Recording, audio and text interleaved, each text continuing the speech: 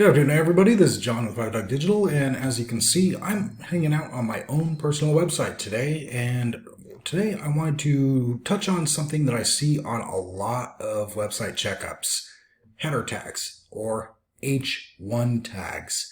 Now, H1 header tag is basically this right here. It's going to be the first thing you see on the page. It's the big bold tag right at the top of the page that's going to basically summarize what that page is about. My page is about my business, so my business name is the H1 tag. That's how I've used it. Then followed by H2 tags for subheader topics. And we can even go down into H3s if we have other things. But we have a lot of H2s here, H2s.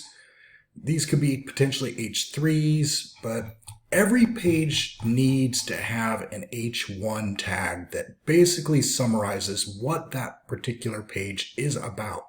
So on the home page, you want to have an H1 tag. On all of your service pages, you want to have an H1 tag. Here's our H1 tag for this page. If I go into one of the pages here, we can see an H1 tag there. This page is about effective strategy development for your business. We have other services, of course, and each one of these services, the H1 tag is going to tie in closely with the H2 tag describing what it's about on this page. The branding, for example. Crafting your brand identity. That's your H1 tag. It has the keyword you're after right there, brand, but it's crafted into more of a better user experience. So you want to balance SEO with user experience. So to really dig into it, an H1 tag is basically, it's there for the search engines to understand the content. You're putting a big post-it note right on the top of the site telling the search engines what your site's about. So you want to keep it very simple with who you are, what you do, where you do it, and try to, clean it up to make it readable and pleasant for the user experience as well. Because H1s do improve user experience, especially as people like to skim content. First thing they're going to catch on, they're going to read the tags. Then they might just skim the content and just read that in about half a second. Got it. Not going to read that. Okay, got it.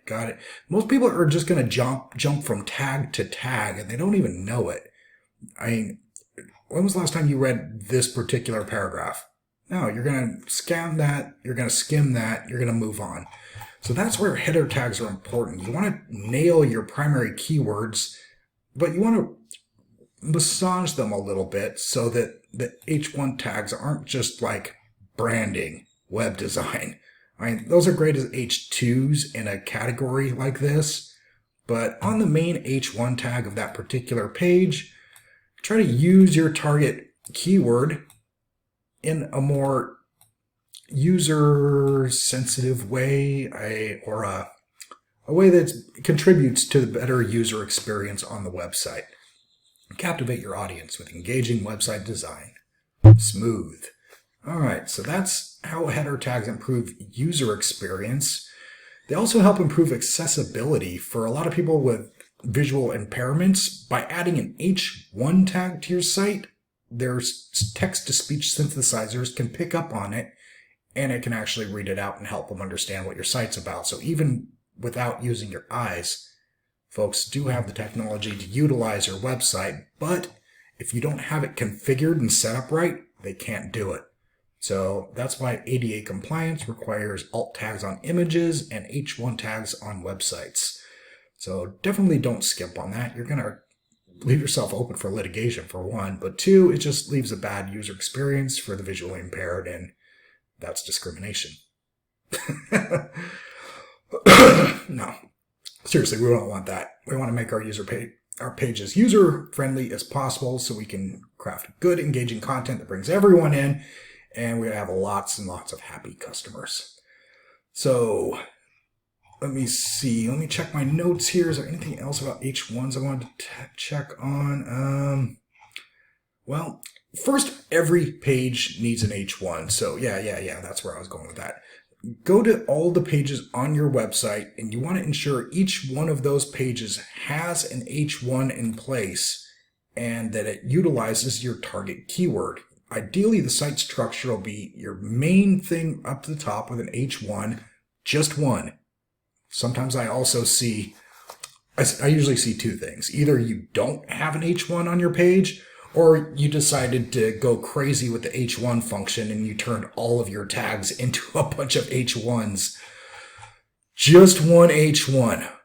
And then the H2s, you can have as many as you like. But ideally, it would be an H1, then a subheader to an H2, then H3. Like, for example, best practices of SEO would be, best SEO practice would be a good H1. Then under that, the best SEO practices for your firm. Then H3, how to get quality backlinks. H4, what are high quality backlinks. H5, types of backlinks. H6, no follow backlinks. So you can see how we just narrow the search down as we go. That's how the H tags are supposed to be utilized. So keep that in mind as you're looking at your site, building your site, or just revising your site. These are all things that come into play. You also want to make sure, let me see, you include your target keyword. I touched on that. Keep your H1 tags under 60 characters. You don't want a gigantic, ridiculous paragraph-sized H1 tag. 60 characters or less, please. Otherwise, there's a point of diminishing return.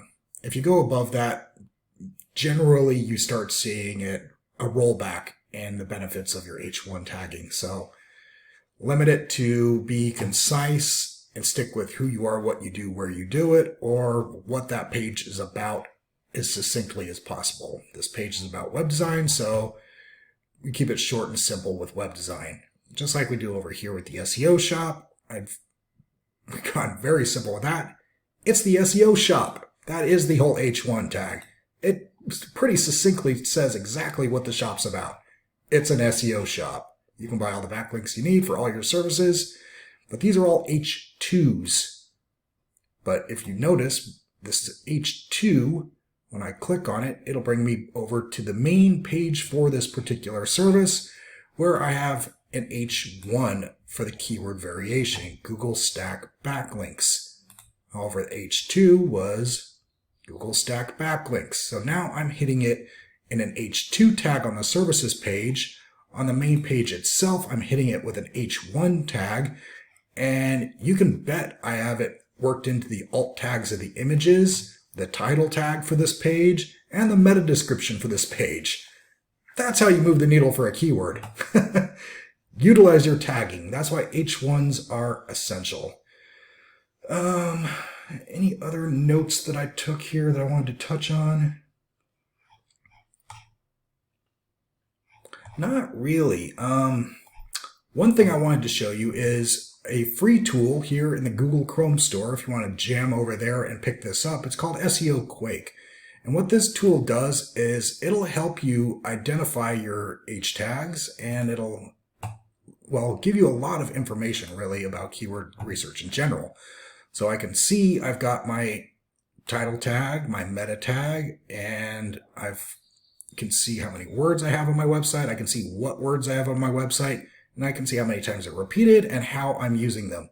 So you can see H1, H1, but as I go down, 5Dog Digital Marketing, there's my H1. So I see that the H1 is good and it's in place.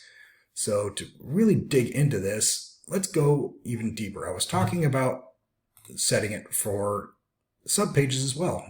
No big deal. We can easily go through and grab a subpage and run this tool on it as well.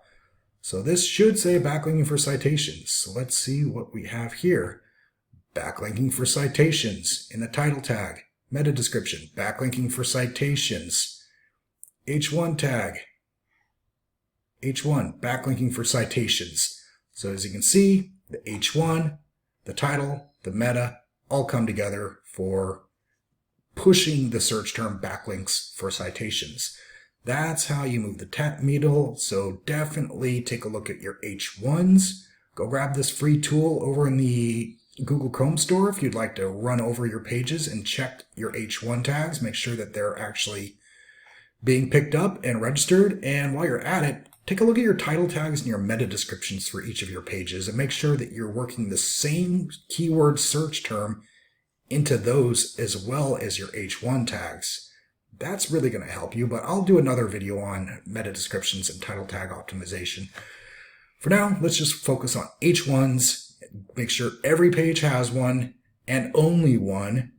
Make sure it's short and concise and says basically who you are, what you do, where you do it, or for subpages, just what that page is about. In this case, this page is about a product, backlinks for citations. So that's why it's worked in there, it's worked in there, and it's worked in here. So that's it for H1 tags, what they are, how they're used, and where they're used.